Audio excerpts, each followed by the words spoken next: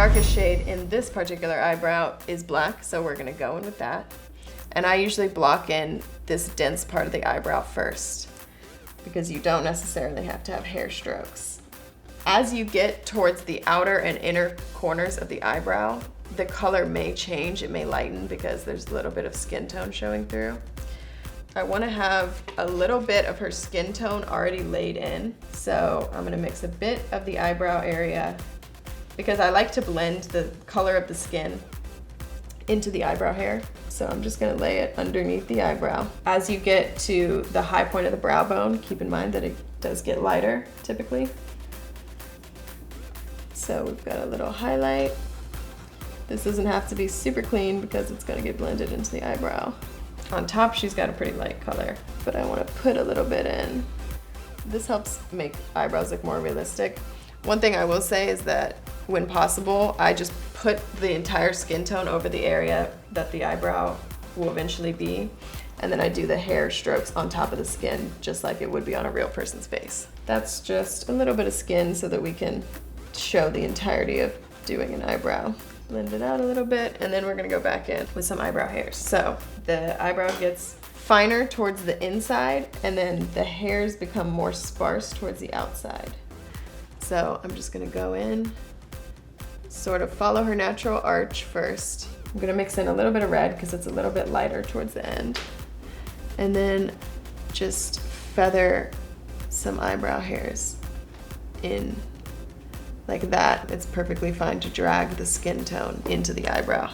You want to make sure that the eyebrow hairs are not super lined up and organized because eyebrow hairs are not particularly uniform. And then we're going to blend this out.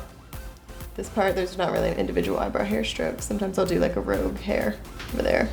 Your strokes need to follow the natural shape of the eyebrow, so hairs go up here and then sort of start folding down and then going out towards the end. And then for the front of the eyebrow, I'm gonna use a much lighter color, a little bit red, reddish purple.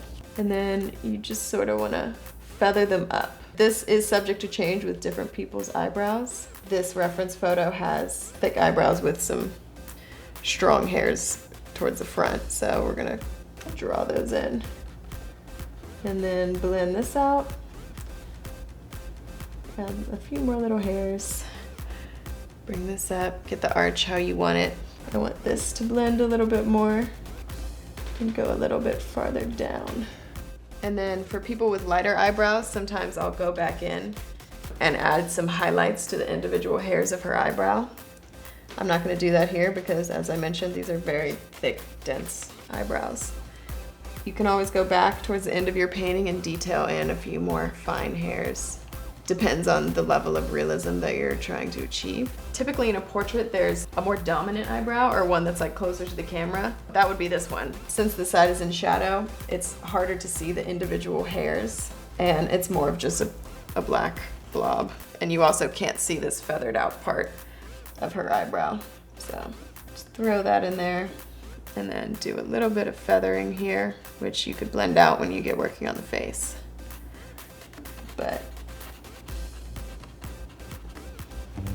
that should do it.